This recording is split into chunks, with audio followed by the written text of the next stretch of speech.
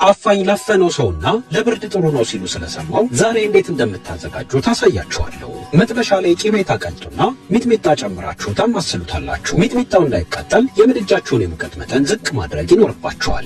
አሁን ቀይ የተፈጨ በሬ ስጋ ትጨምሩና ከቂቤው ጋር ትቀላቅሉታላችሁ። እርስ በርሱ ከተጣበቀባችሁ በማማሲያው በደንብ አርጋችሁ በትኑት። ስጋው ሙሉ ለሙሉ ተጠብሶ ቀለሙን ከቀየረ በኋላ የማጣፈጫ ቅመሞች ታስገባላችሁ። እኔ ሮዝመሪ፣ ኮረሪማ፣ ካሙንና ጥቁር ቁንዶ በርበሬ ተጠቅሜያለሁ። የቅመሞቹ አዘገጃጀት እዚሁ ገጻችን ላይ ይገኛል። ቅመሞቹን ጨምራችሁ ከስጋው ጋር በደንብ ከቀላቀላችሁት በኋላ ደቆ የተከተፈ ነጭ ሽንኩርትና ዝንጅብል ትጨምራላችሁ። የአፋኙ መጣፈጥ ዋነኛ ሚስጥር ዝንጅብልና ነጭ ሽንኩርቱ ስለሆነ ብትጨምሩበት እመክራችኋለሁ። አሁን አንድ የሾርባ ማንኪያ አዋዜ ከላይ ታደርጋላችሁ። አዋዜ ከሌላችሁ ሚጥሚጣ በቂቤ በጥብጣችሁ መጨመር ትችላላችሁ። አዋዜ አዘጋጅታችሁ መጨመር ከፈለጋችሁ ደግሞ ገጻችን ላይ በሶስት አይነት መንገድ ታገኙታላችሁ። አሁን ከላይ ጨው ትጨምሩና ትንሽ ለስለስ እንዲልላችሁ የቀለጠ ቂቤ ታፈሱበታላችሁ። የምናዘጋጀው አፋኝ ትንሽ እንዲያቃጥል የሚጥሚጣ ቃሪያ ከነፍሬው ከትፈን እንጨምርበታለን። አሁን አፋኙን አሳምረን እናቀርባለን። ሰፋ ያለ ትሪ ላይ 2 እንጀራ ትዘረጋላችሁ። ስጋው መቀዝቀዝ ስለሌለበት ቶሎ ትገለብጡትና